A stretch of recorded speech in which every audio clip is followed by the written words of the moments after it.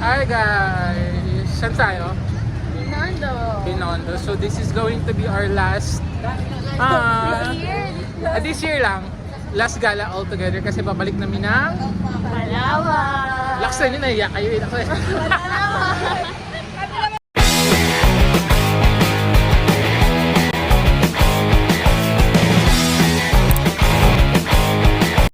Ngayong araw ay August 25. Ito na nga ang aking huling araw sa Maynila. Dahil kinabukasan, August 26, yun na nga ang aking flight para pabalik na ako ng Palawan. At take note mga kasama, bakit kasama? Mga mamitas, yun na nga po ang aking permanent na pagbabalik sa Brooks Point, Palawan. Pero bago yun, kinita ko muna ang aking mga kaibigan dito sa Maynila. Sila nga ang aking mga kaibigan na nakasama sa loob ng 5 taon simula nang ako ay magkolehiyo. Mobile sa Huwag tayo dyan, mahal. Nagpunta nga pala kami dito sa Binondo, Manila. Dito yung may sikat na mga Chinese restaurant. Pero syempre, pinili lang namin yung restaurant na kung saan ay mura at abot kaya para sa amin mga fresh graduate. Kung gaano kami nahirapan maghanap ng restaurant na aming pupuntahan, mas ganun kami nahirapan sa pagpili ng aming mga kakainin. Kasi naman mga mamita, ang mamahal!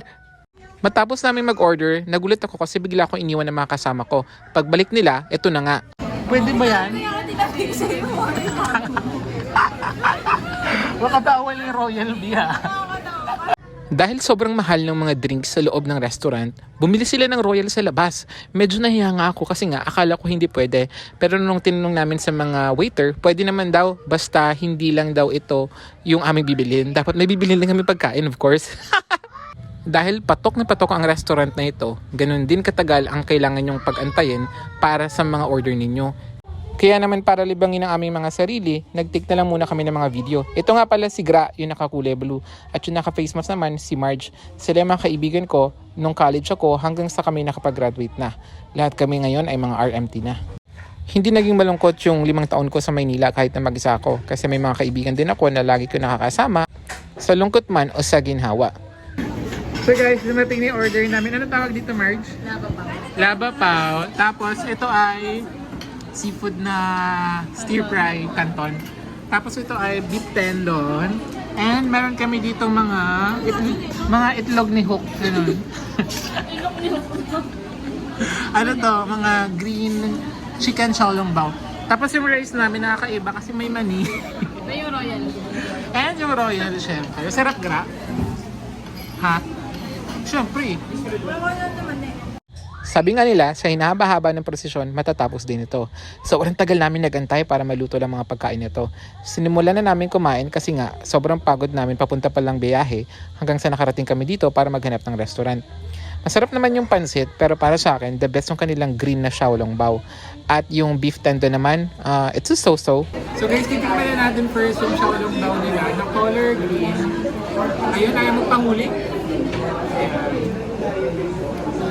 Naku, maalat na to, Big. Ano? Ayaw pahuli, Big. Ikaw lang daw marunong. Wait lang, stay ulit ha, ulit. Wala na, di na tayo Kutsara mo na ba? Ayun na. So, kailangan masubo na to before anything else kasi mahuhulog na siya.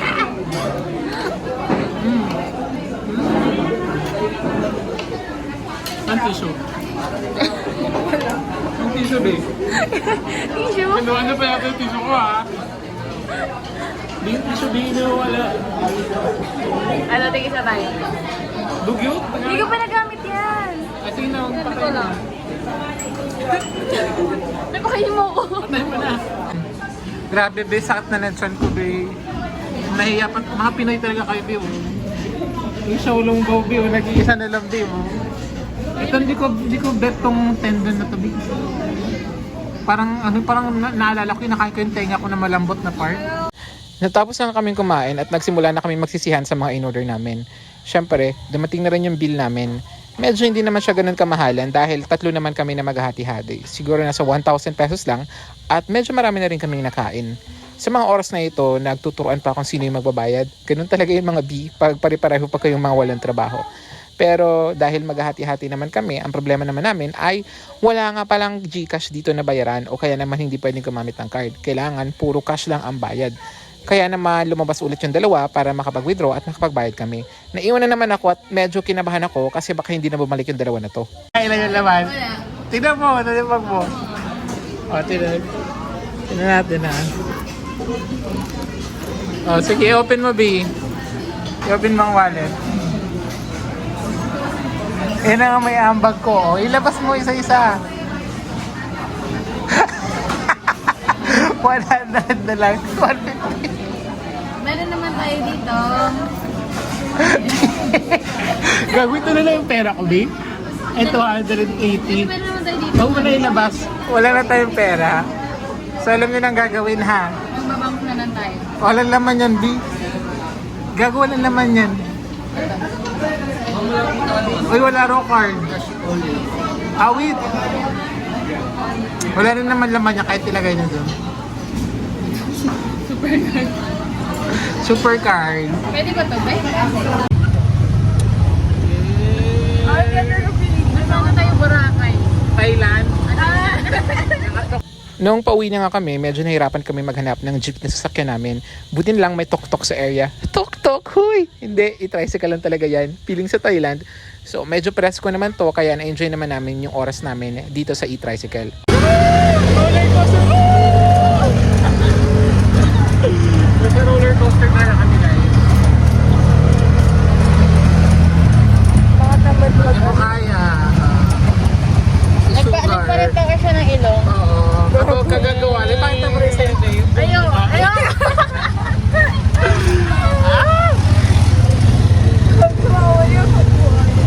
Huli niya. Hindi namin nagiging. Ayan o.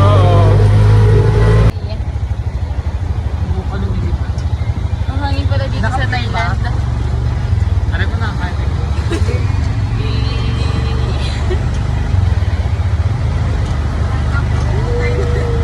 Nasaan tayo ngayon? Thailand. Nandito na kami sa bandang Chiang Mai. Ano kanain mo kanina? Punta na kami ng Bangkok. Ano kanain mo kanina? Ano kanain mo? Xiaolongbao. Parang Chinese naman yata. Magko-cross country kasi kami. Kanina na Okay, sa cellphone B habang mapuntang China yan. Pag nagupot yan, punta talaga China yan. Okay, tama na, B. Marami. This is a tribute vlog nga para sa dalawang babae na to. Dalawang babae na nagbigay kulay sa aking college life. Si Marge at si Gra na aking mga naging kaibigan sa kolehiyo. Si Marge ay tubong Tarlac at si Gra naman ay taga Maynila. Kami yung mga nagsama-sama sa hirap at ginhawa para matapos yung medtech. Ngayong tapos na ako at finally nakuha na natin yung lisensya ng pagiging medtech, nagbalik na ako sa Palawan at para dito ipagpatuloy ang aking propesyon. Pag-window yung